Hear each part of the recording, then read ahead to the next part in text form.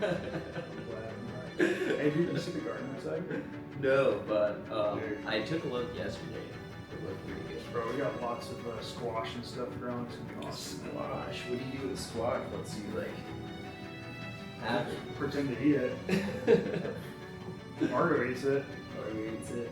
I'll eat it. I'll eat it. I hear it's good for you. How will you eat it? Like, will you slice it and fry it? Will you do soups? Haven't gotten that far yet. I'm not vegetables are not my strong suit. Yeah, sure. I guess squash are fruits, but you can bake squash. I don't even remember what kind of squash we grew. Butternut squash, spaghetti squash, I think. Spaghetti squash is good. Yeah. Yeah. My parents have grown both of those. Really. And Acorn squash, I think we're good. okay. Yeah. I'm not super huge fan of squash. Me neither. It's just cool to see it grow. It actually grows extremely well. In Yeah, it's Kansas, you're like, why are the grossest veggies like the ones that flourish the most here? Yeah. I don't know. Why can't it be like, I don't know, or like jalapenos and Honeydew melon. oh, honeydew melon's pretty good. Watermelon? Well, watermelon, honeydew melon, cantaloupe, it depends on the year. Like, really, there's been some fantastic years, some horrible years. Like, too much rain, everything's rotting. Not enough rain, Yeah. like, everything's, like, undersized. Really? And then, like, a perfect year of, like, rain and sun, Mm-hmm. where, like, everything just flourishes. We are growing 2 different types of watermelon.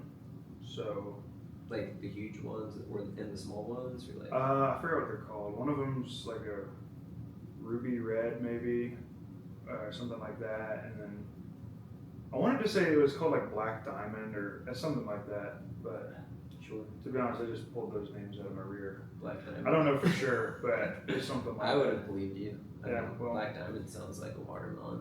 For sure. Yeah, it grows in the shape of a diamond and it's black. So. I mean, they have black seeds, so... That's true. but- Yeah. Margo's a real big fan of it, so we wanted to get that. And you know, carrots, garlic, potatoes, onions. What else did we grow? Cayenne pepper. We go through a lot of cayenne pepper. So we thought it would just be financially prudent to grow it ourselves. You go through that much cayenne pepper. Yeah, we That's all cayenne crazy. pepper. That's wow. And jalapenos. It was a financial decision. It was on a that one. financial That's- decision. Yeah. That's a lot of cayenne pepper. Yeah, I know, it is a lot of cayenne pepper. I mean, I am exaggerating that, like, we had to grow it to come out on top, but, Sure. but anyways, yeah, dude. So we had been talking the past, week or so about confidence, and so maybe that's just where we start off today. Yeah, I think it's a great topic. A lot of people are talking about it. It's a problem in the youth. It's something even in like adults all across the ages. And it's a great topic to think about and discuss with people. I find it very interesting, and I'm excited to talk about it with you. So that'd be great. Yeah, thanks. No, me too. I think it's something that every year it seems like more and more people struggle with, especially men, especially young men in high school, young adults, as they're going out into the world and they're maybe lost, kind of confused. What do I do? Don't know what they want to study in school. Do they even want to go to school? Do they want to go into a blue collar job or something like that? They might be lost spiritually or not have a good friend group. And a lot of it just comes back down to lots of things, but a core of it is just a lack of confidence. And they don't know how to build that confidence. They don't know how to surround themselves with people who build them up. And if they can cultivate that virtue within themselves, it really opens up the door, I think, and starts the ball rolling to develop all your other virtues. Sure. Yeah, what we know for sure is that there is a crisis of confidence today. Mm-hmm. Everyone knows it. Tate knows it. These other, I guess, role models in our society who have come to the surface know it, Mm-hmm. and they bring a certain solution to it. I would say, certainly not the whole picture, Yeah. but they see a need and they fulfill it. And I think Tate has used it as kind of a business strategy in some ways. And I think he also does care about the men, like our youth, like the youth of today in the US, across the world. and he is doing something about it, and it's great. It's great, but it's not everything. It's not the whole picture. It's like step one. Yeah, I think it is step one. I think that what he does provide is good, but it's not the whole picture. So we'll see. I guess we'll see what that is really. Yeah. Well, I think it's funny you bring that up because of the crisis and confidence being so lacking in just society as a whole. You have these people, they rise to the surface of like you said, like called role models or influencers or whatever. And truthfully, they don't really have a lot going for them other than confidence. That's actually right? interesting, yeah. And like, not everybody, right? There are some very intelligent people, some very virtuous people, but not to degrade Tate or anything, but he's not exactly an exemplar of virtue. He is smart. The guy's a great chess player. He's very eloquent. He's incredible at business. Yeah, but it all comes from confidence and not like those higher virtues. And so the bar is so low at this point that like the average confidence is just like on a 100-point scale, it's like at 6.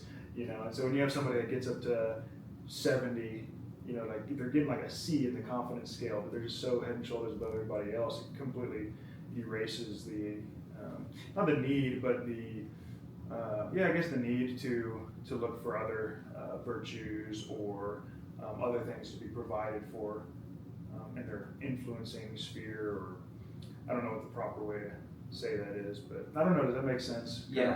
So I guess like today there's a lot of guys who are like wet noodle type of guys who are very unsure about things, guys who don't know really what they want, guys who don't know their purpose, guys who don't know what they're doing. They don't even know what they're doing here and like what they're giving. And so I guess we can look at like why that is.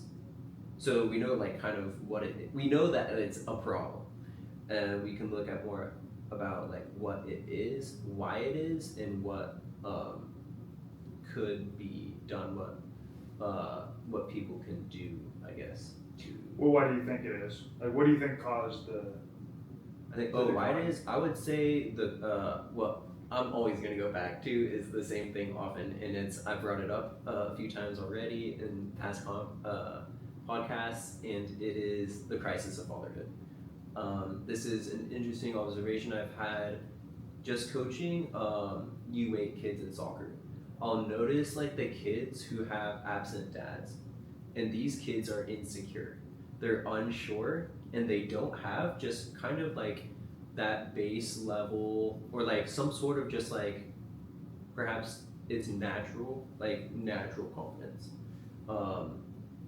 And I think that first is like especially I've noticed with oldest sons, like 2 of these kids are oldest sons and their fathers are pretty absent, and it shows. And I think like something that I think a lot of people can relate to, when someone believes in you, it gives you something. And when your father believes in you and is there for you, present, and loves you, I think love here is the more important part. It gives you it gives the soul an ability to just have a certain level of confidence when you know you're loved by your father. And I would say, looking at like the etymology of the word, so confidare means to have faith in, to trust. Their confidence is rooted in the knowledge that they are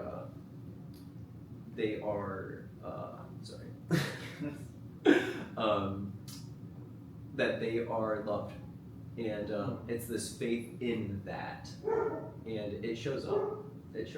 And you can tell which kids aren't or don't have that confidence, that trust, that faith that they are loved, that someone believes in them, that and it's there. You can see it, the way they behave, the way they act at practice, the way they deliver in the skills, the way they perform. Even it's incredible. I really I've been blessed to see that. That's really special. That's an amazing experience. It really is.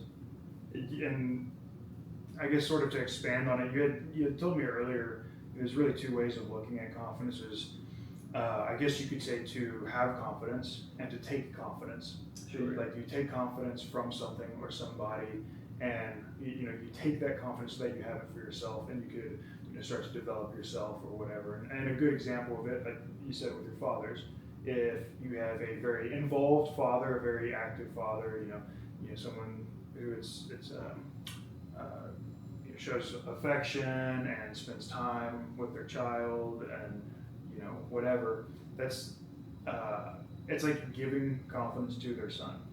But then to have confidence would be like to develop it for yourself. You're like an Olympian or something, and you spend hours a day practicing your sport or whatever, and so when you arrive the day of, you have that confidence in yourself, you have that trust in yourself because you've prepared.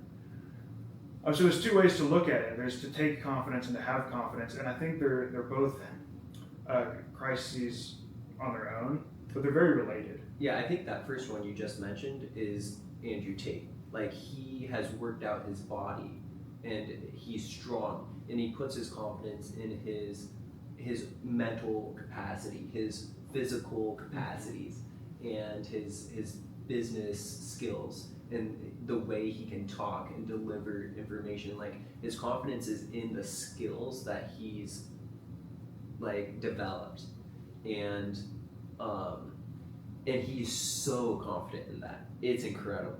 He has that trust, that faith in his own self to like an extreme degree. It's impressive, and I admire that.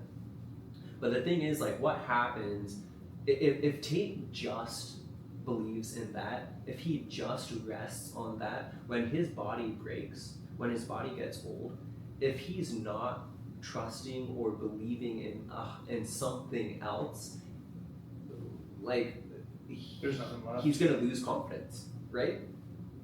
Like, yeah, your entire identity identity is wrapped up in something that doesn't exist anymore. Surely, yeah, surely. And I'm not, I can't judge Tate, obviously. He may or may not have confidence in a higher being. It seems like he is more and more going some directions there, which good for him, obviously. But unless a person, kind of like leave Tate out of this, would just say like anyone really, if a person has just that confidence, that faith in their own strength, their capabilities, their skills, dude, I could trip down the stairs and like become a vegetable, right? Like, mm-hmm. That's probably a funny image for you, but or like I could slip on ice and go paralyzed waist down. And if all my confidence was in like my talents, my abilities to like walk around, do what I want, I might break. I might.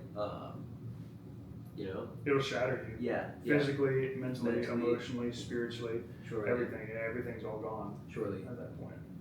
Yeah. So like I guess like Tate and people like this who want to give confidence to young men, that's like half of it, or it's a portion of it. I would say it's like a small portion of it, because unless like true confidence comes from what our Lord had towards his Father, really. He talks about why would he glory in himself, because that glory would be nothing. He glories only in the Father, because the Father glorifies me, he says.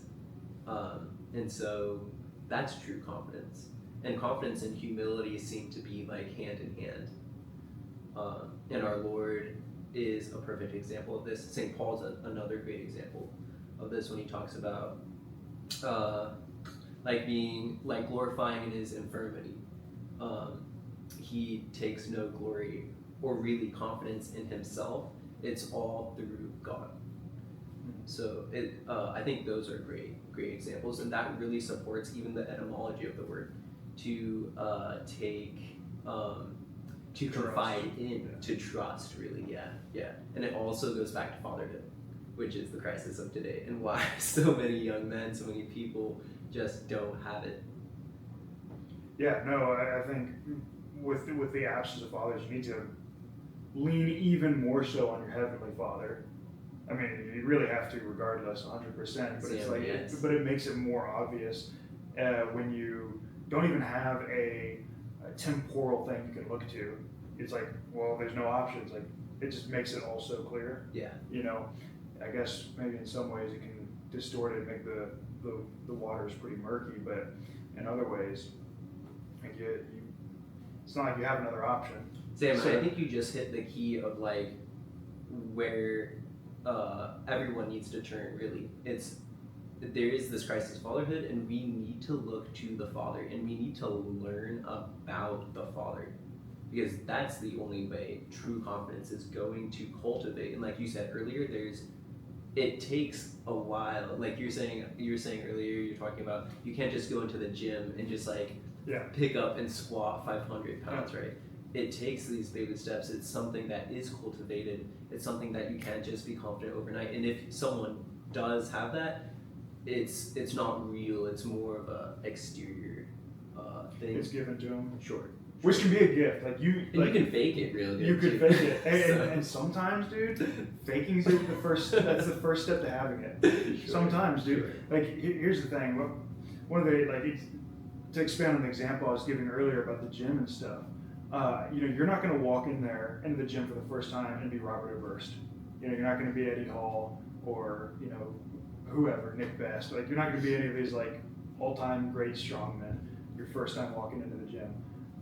First time you're probably just going to go in and just take the bar and just work on form. You're just squatting like 45 pounds. You know what I mean? Yeah. Just to work on form and stuff, and then you go back in again. Maybe you put on some weight. A week or two down the line, you're putting on a plate or two, right? And then eventually you build up and build up and build up. And now all of a sudden, it might be years down the line, but it just feels like all of a sudden you're squatting 400, 500, 600 pounds, and it's because of consistency and incremental increases in like practicing these things and exercising these virtues. So, my example was if you don't have any confidence whatsoever, you just got to find something really, really small that is a little bit uncomfortable and just go out and do it. That might be something like for young men, approaching a girl, just introducing yourself. Like maybe you don't have enough confidence to actually ask her out yet. Sure. So step one, just approach her and say like, "Hi, I'm Sam," you know what I mean, or whatever. That would be step one, and then or maybe sports. I mean, sports are a great thing too. Nobody's good at sports the first time they play them. Well, maybe a rare person like Tim Duncan, but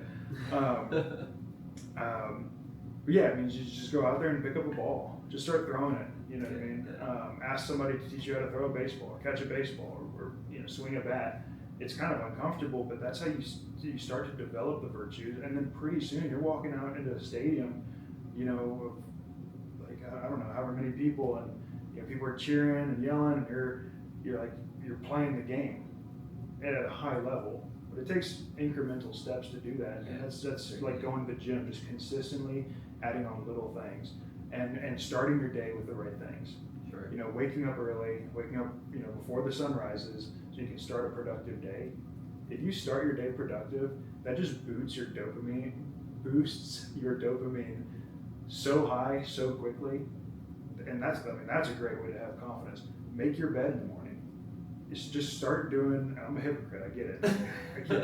But I'm just saying, like, if you start like little things, you are practicing little victories, and those victories build up, and it's like building a bank of confidence. If you think about it like capital, every time you do something good, every time you get a little victory, you're like, getting some little confidence capital, a little like $5, $10, and putting it in the bank. And you can spend that confidence too if you like do something stupid and you fall on your face. Okay, so maybe you like burn $20 of confidence capital, but what you got to do is you just got to go back and just do the little things, and you start to build that up again. Yeah, and that's a great form of confidence, because in that case it's almost more like a virtue, and it seems opposed to like discouragement. Yes. And yeah, when you wake up late, you don't make your bed, you have that gross feeling in your mouth because you didn't brush your teeth that morning. You're like, because you're like running out that door. You're behind on all these different things, and there's just like this you like those types of people like are kind of dragging their feet through life. There's not this like energy, this confidence, this personality, this like drive after like because they're working towards something great because they have a father who loves them. You know, it's like kind of like this. I don't know, like almost sadness or discouragement in this like trudging, like life's such a drag to live. That's interesting. That is kind of made me think about that when you're explaining like it's like a bank. It's like something that will counteract these other things like discouragement or like maybe lukewarmness, where life's just that's a horrible way to live, you know? No, it is. Life should be incredible. And it's contagious too. If you're a very confident, cheerful, happy person, that's very contagious. Yeah, that is true. It's also true that if you're a very, unconfident person or whatever, that's contagious too. And because of that, you have to surround yourself with people who have qualities you want to imitate because you're going to absorb them just by osmosis by being around them. Yeah. And it's kind of to your point, like life should be exciting, should be full of love and charity and confidence and humility. And if you're struggling with it, go find some people who you look up to. Yeah. And just spend time with them. Yeah. You don't even have to say like I'm gonna be just like them or I'm gonna do what they do. Like you don't even have to do that. Just spend time with them, and the qualities you want to grow in are just going to naturally absorb into you. Yeah. Right? That's why saints, like oftentimes if you look at the history of the church, you have saints who are surrounded by a lot of other saints, right? Because their holiness exudes into every like aspect of their life around them. Human beings are made for that. They're like made Society. to do that. They're meant for community. Yes. They're made to absorb around things around them, people's dynamics. Like it's incredible. It's incredible what like one bad apple can do to the batch and what like a few bright ones can do. And that's a very special thing really, because you can choose what type of people you want to surround yourself with. And it's great. It makes growth easier. Growth isn't easy, but growth requires humility, and that's difficult. Dude.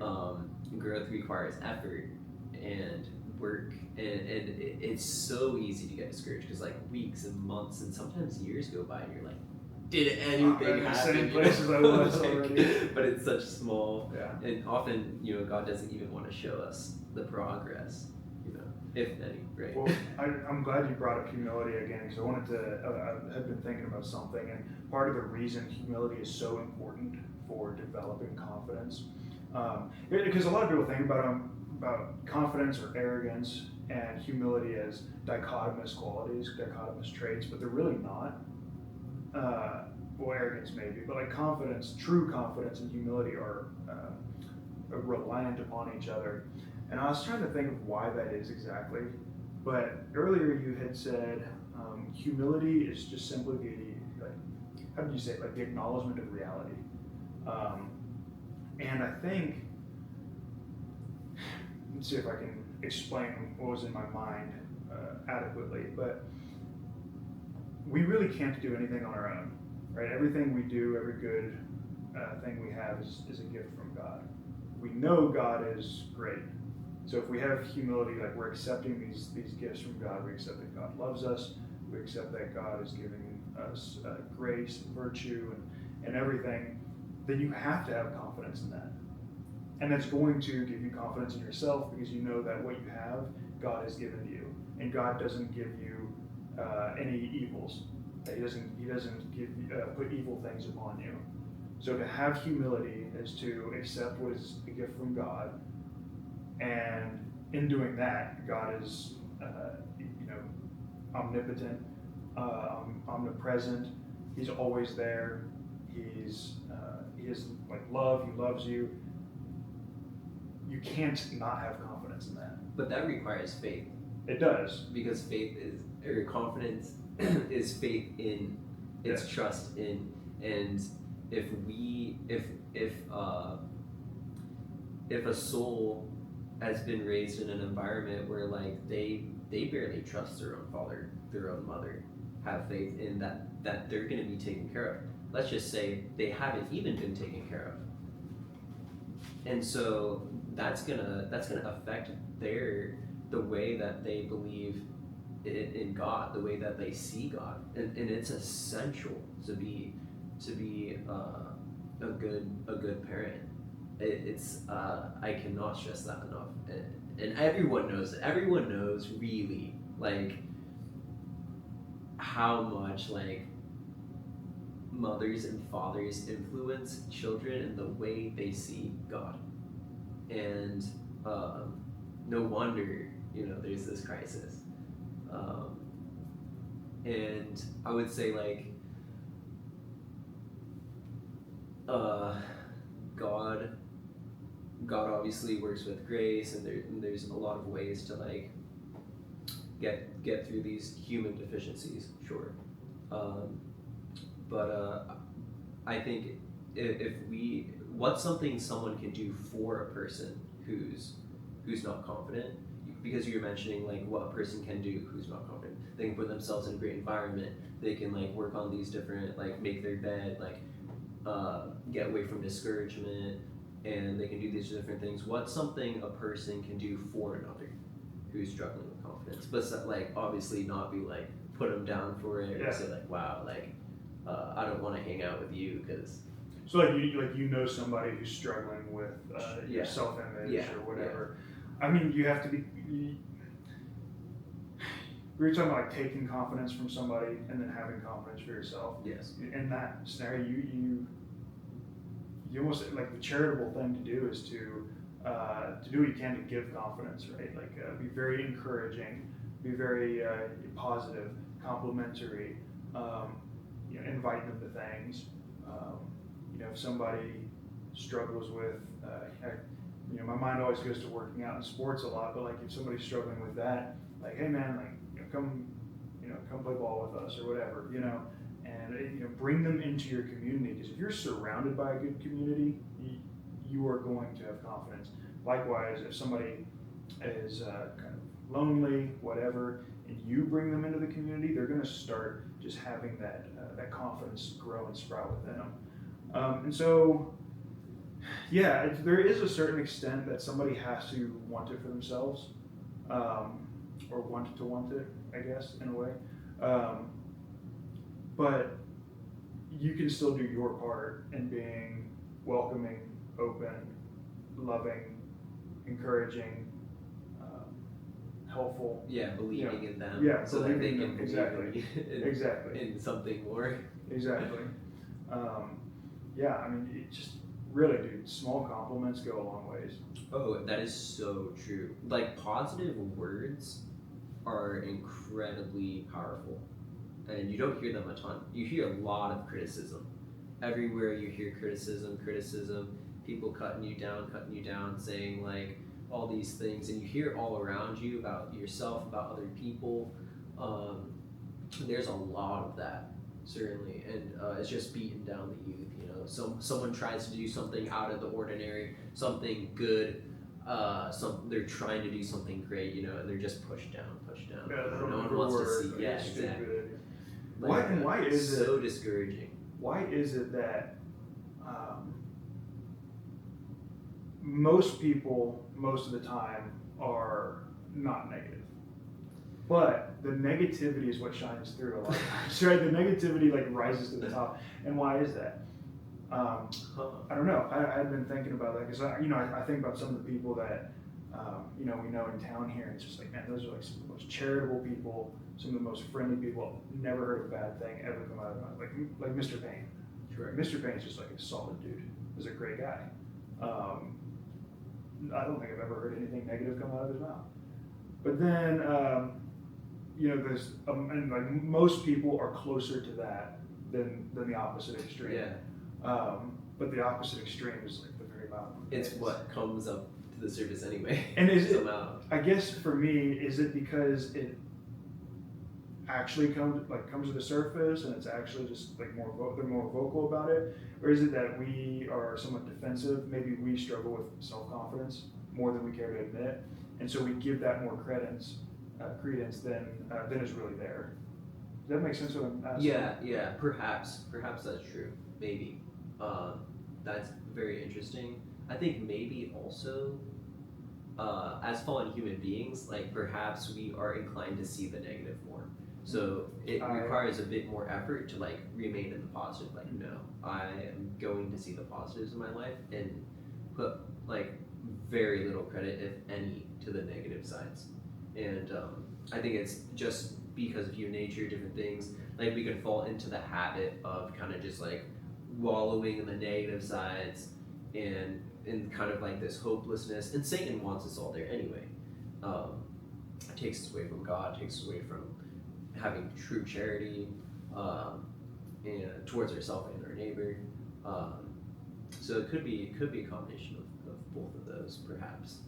Where like not having that confidence, like I just the bad's easier to see. They're right. Yeah, They're right. sure. Like I am dumb, or I do have bad ideas. Like there's no way this will ever work, right? Right. And it's like it's just not true. It's only true because you let it be true. Yeah. Right? Like yeah. Go out there and start your business, dude. Go out there and whatever. Like whatever you want to do, don't let somebody stop you. Yeah. Also, I would say if no one's criticizing you, you're probably not doing anything. That's also probably true. So that's also probably it's a true. good sign. If you're being criticized at some point, good for you. Yeah. You're doing great. Keep going. Yeah. Keep going. Hopefully the criticism is constructive criticism. Otherwise, it's just an effect of a fallen world where it's kind of sad if you think about it that somebody has to criticize you for you to know that you're doing something good. But it is true. Unfortunately, it's a unfortunate reality. But then again, on the flip side, like if people do care about you, they are going to criticize you in a positive way. Yeah. Right. Sure. Like you're running a business, you make some mistakes. Somebody who cares about you has been doing it for 20 years might say like, hey, like that was not really a smart thing for you to do. Like, think about doing this instead. That's criticism, but it comes from a positive place, and it might make you feel dumb. It might kind of hurt your feelings, if you're a little sensitive or something. That's understandable, but you have to keep in mind where it's coming from. I was talking to somebody last night about that, and a lot of times, just because of our own interior dispositions or disorders, sometimes somebody will just say something that actually is kind of a compliment, but because of our own deficiencies, get kind of offended by it. Interesting. And their example, and it was actually my example too, is like, we have friends who will say like, have you ever thought about going to the seminary, or like I think you should consider going to the seminary, or for them, have you ever, like, I think you're meant to go to a convent or something like that. And like really, that's a complimentary thing to say. Like the only reason you would say that to somebody is like they think very highly of you. You believe that they could actually. But it can be if you're like me and you're like, I don't know, like, and you maybe had a bad day or something, you'll just take it as an insult. Like, what, you think I can't be married? It's like, well, that's obviously not how it was intended. Yeah, that's. You see what I'm saying? It's like, what, you think I can't make my own decisions? Yeah. You think you don't think I'll let God guide me? I have to listen to you. And it's like stupid. Like it's so dumb. It's pride, really. It is pride. It's 100% pride. That's interesting. It's pride that comes from a lack of maybe a lack of contentment more than confidence. But I'm not sure. Yeah, I don't know what that would really stem from. Frustration. But it's there. That's but it is thing. there. So. And at least recognize that, it's your own problem. It's not anybody else. If somebody says something like that, you know what I mean? Or even for business, right? Like if somebody says like, like I think you should do this or do that, and you might be like, dude, I've been running my business for like however long, very successful. Like, shut up. And you're probably right, because you actually have been doing it for this amount of time. You are successful and stuff. But if you just remember, like, they're really just trying to be helpful, and because they care about you, and they, and they're like excited about, the idea of helping you or something like that. Then it brings you back to reality, which is humility. Sure, yeah, and that's what we're all striving for. We're all striving to have that order within us, the relationship to the Father with the Father, and that unconditional love received, and that trust and faith back, and that humility. And when that's there, a lot of relationships with people fall in line. And it doesn't matter kind of where that other person's at. That other person can come up to your face and like yell at you and say like Yep. the most horrific things, but if those things are in order, Doesn't matter. it's all right. Just take confidence in It's the word good. of Yeah, God. it doesn't matter, and it's okay, you know. And you can like be like, hey, what's going on? What's wrong? Yeah. Um, You have a bad day. yeah, exactly. And you kind of listen to them. You know, clearly they need something from Yeah. you. So No, and that's real charity. yeah, know. absolutely.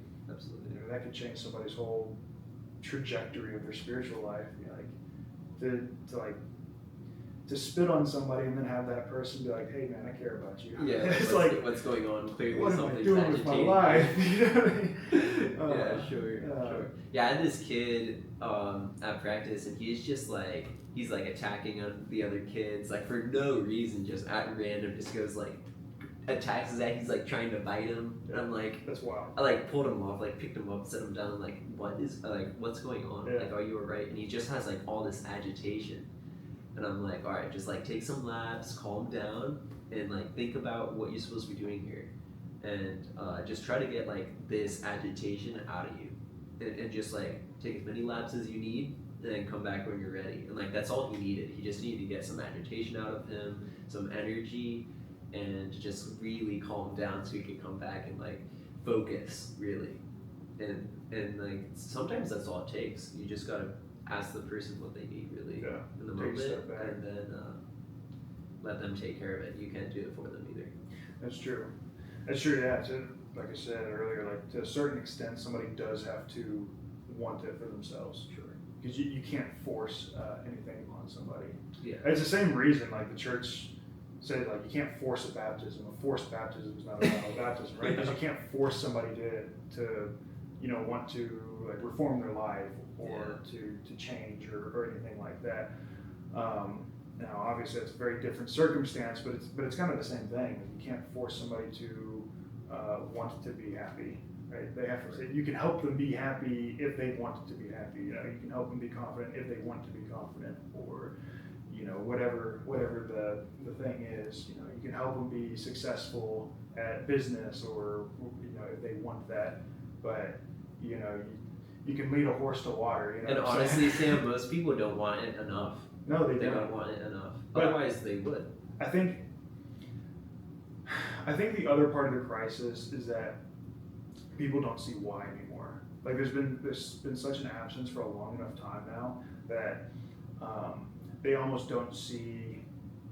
I don't want to say not inspired or motivated, but in a way, it's like they don't have something to look up to that they're like, oh, that's what I want. They don't even know. So like you can know what you know, you can know what you don't know, and you can not know what you don't know. I don't know if you've ever heard that before. No. Well, anyways, like the idea is like, say you're like a scientist or something, like you know what you know about biology or chemistry or whatever, right? And you can kind of have an idea of what you don't know. Like you know that there's certain things that you are out there, you just haven't figured it out yet. But you also know there's a whole lot of things that you have no idea, even what you don't know. Like there's just so much in like space or astronomy or something like that. Like you just don't even know what's out there. It's the same thing with something like this. I sort of lost my train of thought a little bit, kind of ranted there. But you can not know what you don't know. Right. You were talking about like people who don't have a direction, don't have like a reason. Yeah, that's right. Yeah, so a lot of people are just in the phase or in the mode that they just don't even know what they should be looking for, and they don't know that they need to be looking for it. Yeah, something our youth is starving for like young men in general. Mm-hmm. Yeah, that's so true. And it's something like, not to go back to him again, but like Tate is trying to give to young men, I think. Like a purpose, he talks about it a lot. A man needs a purpose. And it comes with like, it's compatible with confidence. Mm-hmm. it goes back to like that unsureness. And you're right. You're right. A lot of young men, you can talk to them, you can ask them what they're doing, but ask them why they're doing it, why they chose it. That's a very interesting. Most men seem to know what, but it seems like less men know why, and the why is the reason for everything. Like, what, you're just gonna make decisions to make decisions? Like, you went to college to go to college to What's the framework? conform Yeah. to, well, it's what everyone does. Like, Maybe I'll get a good job somewhere along the way. why? Why? Why do you need a good job? What's the framework? Yeah, it's that's an interesting one. But I mean, to be honest, it took me years to get to know my why. Finally, I do, and finally, like, things make more sense in my life than ever. And it's taken me a long time to get there. Like, I read "What Is My Why" by Simon Sinek because I really struggled with that concept, and I struggled with this for years. I really wrestled with it. And for those young men out there who are like, bro, I have no idea why I should do whatever. Like, don't give up. Pray about it. Read things. Really pray about it. That's the best thing you can do, because God is going to show you what to do and why you need to do it, and you need to. The thing is, like, for the young men out there, you and me, like, everyone needs to. There's a necessity on like your life. Like, souls are counting on you. Like, get out of vice, build virtue, and just get your shit together, bro. Like we live. This is our only chance to live a life, like, worth living. Like, you never get a remake, a redo of this life.